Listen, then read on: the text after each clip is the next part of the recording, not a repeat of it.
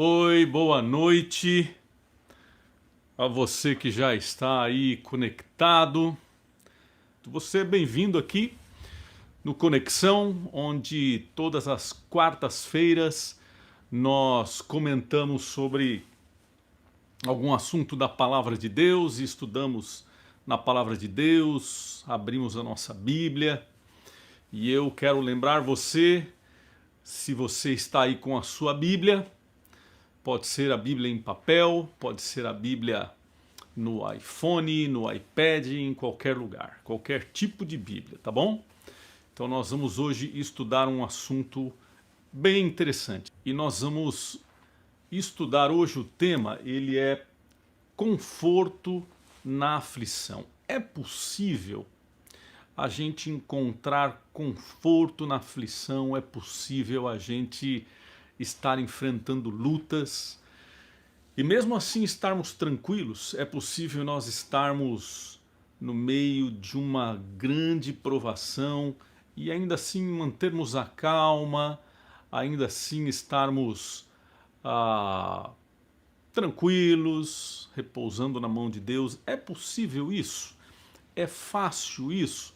O que a Bíblia diz a esse respeito? E é isso que nós vamos estudar hoje, e eu espero que seja confortante, que traga conforto para a aflição que você, com certeza, alguma aflição você deve estar enfrentando nesses dias malucos, não é? Então eu quero começar com você vendo o primeiro texto de hoje. Como todos os dias, nós vamos ver vários textos e aqui vem o primeiro. Vamos lá? O primeiro texto que nós vamos ler hoje está no livro de Salmo, capítulo 34, verso 19. Livro de Salmo, capítulo 34, verso 19, escrito por Davi, esse livro, um livro muito bonito. E ele começa respondendo a seguinte pergunta para nós: quem crê em Deus não sofre? O que a Bíblia fala sobre isso? Quem crê em Deus, o que você acha? Não sofre? Nós vimos isso na quarta-feira passada, não é? E vamos dar continuidade a esse assunto hoje. Salmo 34, 19, na versão da Bíblia que eu estudei, ela diz assim: muitas são as aflições do justo, mas de todas elas o Senhor o livra. Olha que coisa interessante esse texto. Ele não diz que o justo não vai sofrer. A Bíblia não diz isso. A Bíblia não diz que se você procura ter uma vida certinha, se você procura fazer a vontade de Deus, se você se considera um bom cristão e luta para ser um bom cristão, a Bíblia não diz que você não vai ter aflições. E a Bíblia também não diz que você vai ter poucas aflições. O texto começa dizendo que são muitas as aflições do justo. São muitas as aflições do justo. E a continuidade do texto diz: mas de todas elas o Senhor o livra. E aí eu te pergunto, será que Deus livra a gente de todas as nossas aflições? O que a Bíblia quer dizer com esse de todas? Deus nos livra. Ele tira a aflição. O que será que ele faz? Ele permite que ela venha. Vamos estudar, vamos aprofundar mais no que a Bíblia está dizendo nesses textos para nós. Abra a Bíblia agora, o próximo texto que nós vamos ver está no livro de Jó. Jó, capítulo 34, novamente, verso 28. Você já teve a impressão de que quando você está numa luta, está numa tribulação, e você fala com Deus, já aconteceu com você de você ter a impressão que a sua oração não teve resultado, não subiu do teto, não passou, não foi, você continua sentindo que você não foi ouvido, que você está sozinho? Você já teve essa impressão? Olha o que a Bíblia diz então no livro de Jó, capítulo 34, verso 28. A Bíblia diz assim: de sorte que o clamor do pobre subsiste até ele. Desculpe, de sorte que o clamor do pobre subisse até ele, e que ouvisse o clamor dos aflitos. Aqui a Bíblia, quando ela traz a palavra pobre, ela não está dizendo assim o pobre de dinheiro. Porque se a Bíblia estivesse dizendo pobre só de dinheiro, seria uma certa acepção de pessoas. A Bíblia diria que ela aqui só o pobre poderia clamar a Deus, e quem não é pobre não pode clamar a Deus. Não é isso que a Bíblia está dizendo. E em outros textos da Bíblia, a gente vê algumas expressões que a Bíblia diz assim: pobre de espírito e pobre de outras coisas. Então, na Bíblia, quando diz pobre, é a pessoa que não tem, a pessoa que falta, que sofre pela falta de alguma coisa. Que pode ser a falta de Deus, que pode ser a falta de autoestima, pode ser a falta de uma série de coisas. Então, esse pobre aqui, em outras palavras, é aquele que sofre pela falta de alguma coisa. Então, a Bíblia está dizendo aqui que o clamor daquele que sofre e o clamor do aflito, ele sobe até o céu, até Jesus, até Deus, e ele ouve todos esses clamores de todos os que sofrem, de todos os aflitos. No livro de Salmo 46, verso 1, a Bíblia diz que Jesus deixou uma promessa para todos aqueles que enfrentam dificuldades na sua vida, ou seja, para todos nós. E essa promessa é muito confortante. Livro de Salmo, capítulo 46, verso 1, a Bíblia diz assim: Deus é o nosso refúgio e fortaleza, socorro bem presente na angústia. Esse texto é um texto muito conhecido. Eu já ouvi esse texto desde que eu era pequeno. Deus é o nosso refúgio, ou seja, se existem momentos na vida, se você está passando por momentos em que você precisa se esconder, Deus é o seu refúgio. Se você está passando, vivendo por momentos agora que você precisa se esconder, Deus é o seu esconderijo. Ele é a sua proteção.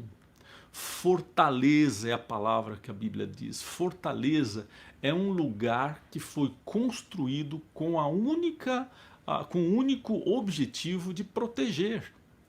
Então, se você está sofrendo, se você está sendo atacado, Deus é aquele que está perto de você para proteger você. Por isso ele é uma fortaleza.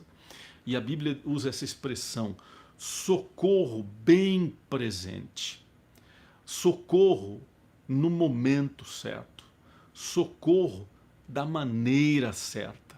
E aqui a Bíblia completa que Deus é esse socorro quando você está passando por sofrimento, quando você está passando por angústia.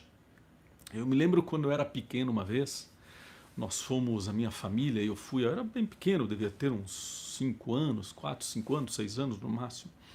Nós fomos até uma piscina, estávamos numa piscina, eu não lembro se era uma piscina pública ou na casa de alguém, mas eu tenho bem na minha memória esse fato que aconteceu. E eu estava brincando, eu era pequeno, estava brincando e não percebi que eu estava, nesse momento estava fora da piscina e eu não percebi a fundura que a piscina tinha. E eu, sem perceber, inocente como uma criança, pulei ali na parte funda da piscina e em um momento, mergulhei e afundei e comecei a nadar, e quando eu percebi eu estava no fundo da piscina. Só que eu já não estava mais com fôlego para conseguir respirar. E eu estava começando a quase já me afogar. Quando de repente eu percebi que alguma coisa me puxou para cima, e quando eu consegui abrir os olhos, eu vi o rosto do meu pai de ponta cabeça. Meu pai tinha me puxado pelo pé, pela perna, e ele percebeu que eu estava passando problemas, que eu mergulhei, demorei para subir, Então meu pai me levantou pelos pés e eu pude ver aquela mão forte, aquele braço forte me tirando daquele momento de angústia. É assim que é Deus. Deus é esse socorro quando você precisa, no momento certo, nos momentos de angústia, é o socorro bem presente. E se você está agora, nesse momento, se afundando em algum sofrimento, se você está se afundando em qualquer que seja, dívidas, sofrimento, ansiedade, Deus, ele pode ser o seu socorro bem presente. É só você buscar esse Deus, que ele está à sua disposição. O livro de Salmo, capítulo 103, verso 4, diz traz uma informação muito linda que eu quero refletir com você nela. Salmo 103, verso 14, aliás, desculpe, Salmo 103, verso 14. Olha que coisa fantástica. Deus, esse texto diz que Deus conhece a mim muito melhor do que eu. Diz que ele conhece a você muito melhor do que você mesmo. Salmo 103, verso 14, a Bíblia diz assim: pois ele conhece a nossa, olha que interessante a palavra que a Bíblia usa aqui, a nossa estrutura. Lembra-se de que somos pó. Então Deus sabe que nós somos fracos, pequenos. E se você é pai ou mãe como eu, quando nossos filhos são pequenos, a gente sabe que eles são fracos, que eles não conseguem sobreviver sozinhos. A gente precisa dar comida para eles, a gente precisa cuidar deles, a gente precisa trocar eles. Criança requer todo um cuidado que os pais têm que ter com a criança, porque nós conhecemos como são as crianças. E a gente acha que a gente se conhece bem. Você pode achar que você conhece bem a sua esposa, você pode achar que você conhece bem o seu marido. E conforme vai passando a vida, a gente vai entendendo, a gente vai conhecendo as pessoas e se identificando com elas, mas nunca a gente vai conhecer alguém 100%, nunca. Volta e meia, alguém que a gente conhece muito tem alguma reação que a gente não esperava. E é assim na vida de todos nós somos assim. Mas a Bíblia diz que Deus conhece a gente até pela nossa estrutura, porque como nós vimos lá nos nossos primeiros estudos lá no começo, nós vimos que a Bíblia diz que Deus nos formou. E quando Ele nos formou do pó da terra. E aqui o texto de Salmo confirma essa informação. Pois Ele conhece a nossa estrutura e Ele sabe que nós fomos feitos de pó. Por isso Ele está sempre ao nosso lado, Ele é esse socorro bem presente, porque Deus é poderoso e Ele sabe que nós somos pequenos, fracos, frágeis, e se nós tentarmos cuidar da nossa vida por nós mesmos, nós estamos perdidos. Quantas vezes na minha vida e na sua vida você em algum momento não disse assim: eu é que mando na minha vida? Você já não falou isso? Eu já falei isso. Eu sou dono da minha vida. Ninguém, já não falou assim? Ninguém manda na minha vida. Eu sou dono do meu nariz. Coitados de nós, não é? Porque somente Deus para poder cuidar da gente. Se nós fôssemos deixados por nós mesmos, nós estaríamos perdidos. Por isso, nossa vida sem Deus, a cada momento nós vamos nos afundando, nós vamos piorando, nós vamos nos perdendo cada vez mais. E a cada momento nós percebemos de que nós estamos entrando num túnel que não tem fim, que não tem luz, que não tem saída. Se não fosse Deus nos conhecer tão bem como conhece e cuidar tão bem como Ele cuida, nós estaríamos perdidos. Salmo capítulo 9, agora eu gostaria, você está no Salmo 103, eu gostaria que você voltasse algumas folhas ou aí no seu iPad, iPhone, para o Salmo capítulo 9, verso 9. O Salmo capítulo verso 9 mostra o que Deus é para essas pessoas que sofrem. O que Deus é para você que está sofrendo nesse momento.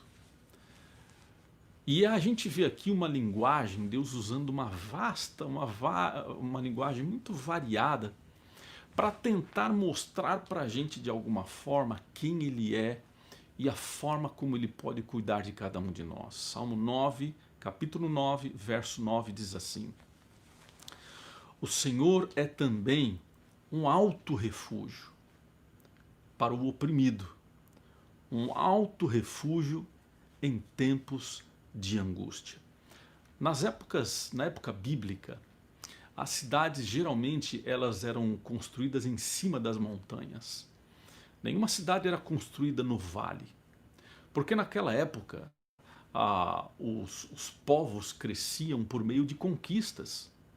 O território de um rei ele era medido, ele crescia por meio de conquistas. Os exércitos lutavam, ganhavam a batalha e assim ganhavam aquele território. E se as cidades fossem construídas no vale, os exércitos inimigos, quando iam invadir ou guerrear a cidade, eles poderiam ver de cima da montanha as cidades e poderiam atacar de forma muito fácil. E jogariam lanças e flechas de cima para baixo e a conquista era muito fácil para o inimigo. Por isso eles construíam as cidades em cima das montanhas. Os inimigos não podiam ver o que estava acontecendo lá dentro. E era muito mais difícil para eles conseguirem invadir as cidades de baixo para cima. Então as cidades eram muradas com largos muros para então proteger ainda mais as cidades. Elas ficavam em um lugar alto, porque esse lugar alto trazia refúgio, trazia proteção. E é a grande verdade, e é uma analogia perfeita, porque depois que Jesus ressuscitou, ele foi para o céu, ele foi para o alto. E o nosso refúgio hoje, literalmente, está no alto. Ele vem de cima. O nosso refúgio para aquele que é oprimido, o nosso refúgio para aqueles que estão vivendo por tempos de angústia. Porque pode ser que tenha alguém me vendo agora nesse momento que nunca passou por uma angústia na vida. Mas nesse momento, por causa de toda essa situação que está acontecendo no mundo está enfrentando coisas que provavelmente você nunca enfrentou. E provavelmente nunca imaginou que iria enfrentar. Mas a Bíblia diz aqui que esse Senhor, esse Deus, o nosso Senhor, Ele está num alto refúgio. E é ali que Ele quer nos proteger. Quando nós olhamos para cima, nós encontramos esse alto refúgio. Essa proteção, essa fortaleza, como a palavra de Deus mostra para a gente. Mas como nós concluímos na quarta-feira passada, essas provações, essas lutas, essas aflições, elas têm um objetivo na nossa vida. E eu quero ler mais um texto que vai confirmar isso para a gente, que está no livro de Hebreus, capítulo 12, verso 11. Hebreus, capítulo 12, verso 11 diz assim: toda disciplina com efeito, no momento, não parece ser motivo de alegria, mas de tristeza. Olha que interessante esse texto. Ao depois, entretanto, produz fruto pacífico aos que têm sido por ela exercitados, fruto de justiça. Então a Bíblia diz que essas disciplinas, esses sofrimentos que a gente passa e que ensinam alguma lição para a gente, devem ensinar alguma lição para a gente. Se não ensinar, nós estamos com algum problema. Mas quando nós vivemos essas aflições, quando você está vivendo essa aflição que você vive, ela parece que não é só sofrimento. Não tem como se tirar a alegria de uma aflição. A impressão que a gente tem é que não dá para tirar a esperança quando nós estamos passando por um momento de aflição. A Bíblia diz, mas só tristeza.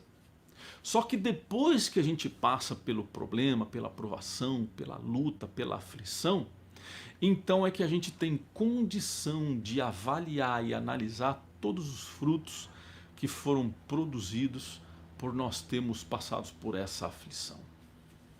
E você com certeza já deve ter passado por algum problema, algum desafio. E aqui eu quero citar qualquer tipo de exemplo, mas algo que te preocupava demais.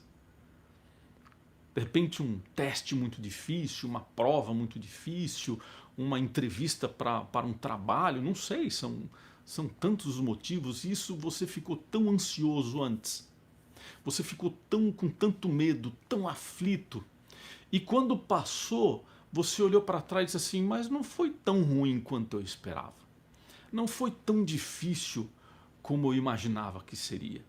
E muitas coisas na vida da gente são assim. Depois que os problemas passam, a gente olha para eles e vê que eles não eram tão grandes como eles aparentavam.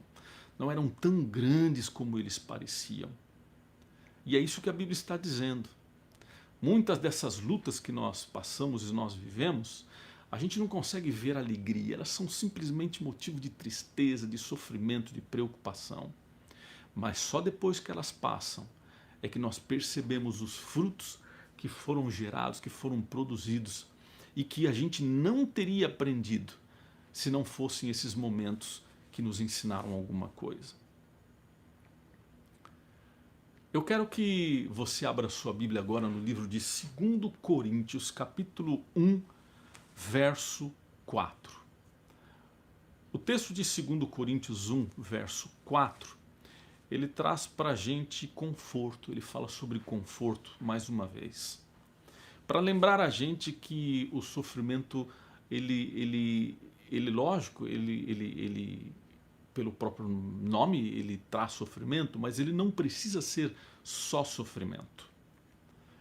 E o 2 Coríntios 1, 4, ele diz assim, é Ele, e esse Ele se refere a Deus, é Deus que nos conforta em toda a nossa tribulação, para podermos consolar os que estiverem em qualquer angústia, com a consolação com que nós mesmos contemplamos para Deus.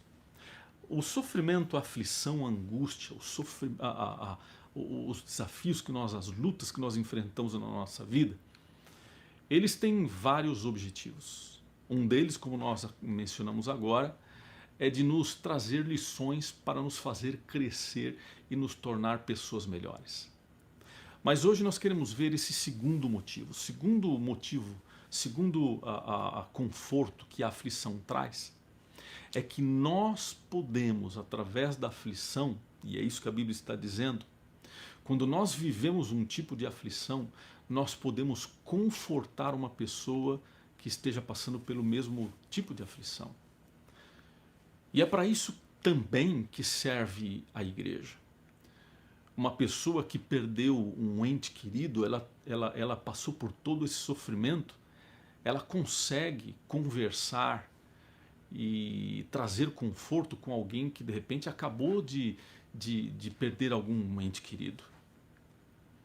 Um casal que tem um filho com necessidades especiais, eles já viveram, já sofreram e já aprenderam como lidar com essa situação, podem trazer conforto para um casal que de repente recém ficou sabendo que o seu filho tinha alguma necessidade especial. Todo tipo de sofrimento, todos nós, muitos de nós vamos passar. E o fato de eu passar por um sofrimento, você passar por um sofrimento, ele pode ser uma bênção na vida de outras pessoas. E uma das ferramentas que Deus usa é essa. O texto diz, Deus nos conforta no tempo de tribulação. E nós podemos consolar também aqueles que estiverem passando pelo mesmo tipo de angústia. No livro de Jó, capítulo 6, verso 14, há um outro texto que eu quero ler com vocês, que nos mostra agora como é que esse processo acontece, não é? E a Bíblia diz no Jó 6, verso 14 o seguinte, ao aflito deve o amigo mostrar compaixão, a menos que tenha abandonado o temor do Todo-Poderoso. Olha que interessante esse texto. A Bíblia diz que, trazendo uma continuidade do texto anterior que nós lemos, ao aflito deve um amigo mostrar compaixão. O que é compaixão? compaixão não é sentir pena. Você ver alguém que está passando por um problema e dizer assim, puxa, coitado dele, não é? Que pena ele estar passando por esse tipo de aflição. Mas quando você já passou por esse tipo de aflição, você consegue ter muito mais compaixão, porque você consegue saber, consegue entender o que a pessoa está sofrendo. Tudo que ela está começando a sofrer agora, você já passou por isso. Você já sofreu tudo isso. E o texto diz assim, a menos que tenha abandonado o temor do Todo-Poderoso. Porque uma pessoa que é guiada por Deus, ela tem condição de conduzir uma outra pessoa para Deus também. Uma pessoa que está sofrendo e encontrou conforto em Deus, ela consegue levar uma outra pessoa que está sofrendo a encontrar conforto em Deus também. E talvez você seja essa pessoa que esteja precisando de um conforto nesse momento. E eu quero aqui trazer um dos textos mais bonitos, na minha opinião, que está em João 11, e eu quero ver dos versos 33 até o 35. Esse, para mim, é um dos textos mais lindos da palavra de Deus, porque ele mostra que Jesus, ele sofre quando nós sofremos. Se você está sofrendo agora, Jesus está sofrendo com você. Olha o que o texto diz aqui. Esse texto fala, o contexto dele é quando Lázaro morreu e Jesus estava para ressuscitar Lázaro. E o texto diz assim, Jesus vendo-a chorar, aqui se refere a Maria e Marta, as irmãs, aqui no caso Maria, vendo Maria chorar, e bem assim os judeus que a acompanhavam, agitou-se no espírito e comoveu-se, e perguntou, onde o sepultastes? Eles lhe responderam, Senhor, vem e vê. Então levaram Jesus para ver onde tinham sepultado Lázaro, e aí vem o verso 35, que é um verso que tem apenas duas palavras, e na minha opinião é o texto mais lindo da palavra de Deus, que diz assim, Jesus chorou. É interessante que quando Jesus estava lá naquele momento, quando Lázaro estava para ser ressuscitado, Jesus era Deus, nunca deixou de ser Deus. E ele sabia o que ia acontecer. Ele sabia que ele iria ressuscitar Lázaro. Tanto que quando os discípulos perguntaram, falaram a respeito que Lázaro tinha morrido, Jesus disse assim, não, ele está dormindo. Não é o sono da morte, mas ele está apenas dormindo. Jesus sabia que ele iria ressuscitar. E eu pergunto para você, se Jesus sabia que ele iria ressuscitar a Lázaro, por que ele estava chorando nesse momento? As irmãs levaram ele até o túmulo, vem, veja Lázaro, e então depois que Jesus viu, chegou a tumba onde Lázaro estava, então Jesus chorou. Jesus não estava chorando porque Lázaro tinha morrido, porque ele sabia que ia ressuscitar a Lázaro. Jesus estava chorando porque naquele momento ele estava vendo todas as pessoas que um dia sofreriam por causa da morte, por causa do pecado, por causa dos problemas, por causa das aflições, das lutas, por causa de tudo isso. Naquele dia, Jesus estava chorando por sua causa, pelo sofrimento que você está tendo agora. Jesus naquele dia estava chorando por todos nós que sofremos e que passamos por lutas. E naquele momento Jesus estava chorando por todos nós. Jesus estava chorando por você também. Isso mostra que Deus tem compaixão, que Ele olha para você e Ele sabe o que você está sentindo, Ele sabe o que você está sofrendo. O texto de Romanos, capítulo 8, verso 28, diz que as pessoas que amam a Deus, elas conseguem ver as provas de uma forma diferente. As pessoas que conhecem a Deus, elas conseguem ver o sofrimento de uma forma diferente. E olha o que está no livro de Romanos, capítulo 8, verso 28. A Bíblia diz assim, sabemos que todas as coisas, você já deve ter ouvido esse texto, sabemos que todas as coisas cooperam para o bem daqueles que amam a Deus, daqueles que são chamados segundo o seu propósito. Então, ah, todas as pessoas que amam a Deus, elas conhecem o seu propósito. Elas conseguem ver a Deus de uma forma diferente. E quando uma pessoa conhece a Deus, conhece porque tem um relacionamento com Deus, ela sabe que todo o sofrimento que ela tem vai ter um propósito, vai ter um objetivo. Aquilo vai cooperar para alguma coisa positiva, vai resultar em alguma coisa positiva. Porque quem conhece a Deus sabe que no fim Deus pega todas as coisas ruins, todas as coisas negativas, e Ele ainda transforma essas coisas em situações em coisas positivas na nossa vida. E eu quero ler com vocês agora o texto que está em João capítulo 16, verso 33. E esse texto é o último texto dessa noite, e esse texto realmente é a base de todo o assunto que nós estamos conversando. Ele resume todo o assunto que nós estamos conversando, e ele diz assim, João 16, verso 33. Estas coisas vos tenho dito para que tenhais paz em mim. No mundo passais por aflições, mas tende bom ânimo, eu venci o mundo. Esse texto é maravilhoso. Ele diz várias coisas para a gente. Ele diz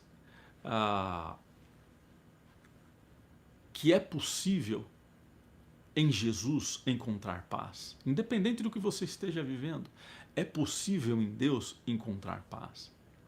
E ele diz que nesse planeta, nesse mundo, nessa vida, você vai passar por aflição. Se alguém aparecer dizendo para você, olha, se você buscar a Deus, a sua vida vai melhorar. Se você buscar a Deus, você não vai sofrer. Isso não é verdade. A Bíblia não diz isso. A Bíblia diz que nós vamos passar por aflição. Você está nesse mundo, você não é um extraterrestre, você vive neste planeta, então você vai passar por aflições. Mas não é esse o problema. Não é esse o centro do texto. O centro do texto vem em seguida. O mais importante do texto vem em seguida, onde Jesus diz assim, mas tem de bom ânimo, ou seja, não fique triste, fique animado, fique feliz, porque eu venci o mundo, Jesus venceu o mundo.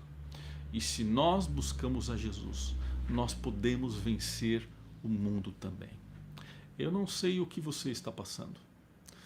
Pode ser que você esteja me assistindo agora, aí no seu computador, ou na sua televisão, ou no seu celular, e essa mensagem para você não seja tão relevante. Porque tudo para você está bem agora. Mas eu tenho certeza que tem alguém nesse exato momento me assistindo que está passando por profundas, por duras lutas, por grande sofrimento.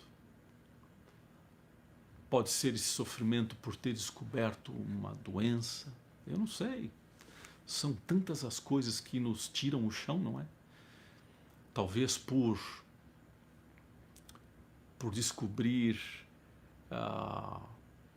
que alguma coisa não está bem com a sua família, talvez algum relacionamento, alguma discussão com a sua esposa, com o seu marido, com os seus filhos. Talvez você sinta que não tem mais controle com seus filhos adolescentes. São tantas as situações, as lutas que o inimigo coloca na nossa vida. Mas esses textos da Bíblia, todos hoje, foram para te dizer que você não está sozinho. Que você pode ter paz, mesmo passando por todas essas aflições que você está passando. Pode você ter sabido de alguém que esteja lá no Brasil e que pegou a doença, o Covid-19, ou alguém aqui. São tantos os motivos, mas o Deus é o mesmo. São tantas as aflições, as lutas, mas a solução para elas todas é a mesma. É esse que venceu o mundo. E ele venceu o mundo e diz, eu venci para você. Mas eu gostaria de terminar o nosso encontro essa noite com uma oração. Se você puder fechar aí os seus olhos, me acompanhe nessa oração. Querido Pai, muitas são as aflições nesse mundo. A variedade, o cardápio é muito grande. E todos nós passamos por aflição. Pode ser que alguém não esteja passando agora, mas já passou e ainda vai passar. Porque, segundo a palavra de Deus, as aflições fazem parte desse mundo. Se você está nesse mundo, você vai passar por aflições. Mas nós temos esse Deus que é a nossa fortaleza, socorro bem presente nesses momentos de angústia. Que nós possamos encontrar nesse Deus esse motivo de alegria, esse motivo de esperança. Esse Deus que tira fora o nosso medo porque Ele venceu o mundo. E Ele venceu para que nós possamos vencer por meio dEle também. Dirige a nossa vida, perdoa os nossos pecados e dá para nós um restante feliz, um feliz restante de semana na Tua companhia. É o que nós pedimos e agradecemos no nome de Jesus. Amém. Que você tenha uma boa semana, que Deus abençoe você. Quarta-feira aqui nos encontramos mais uma vez, pontualmente às 8 da noite. Que Deus te abençoe. Até mais.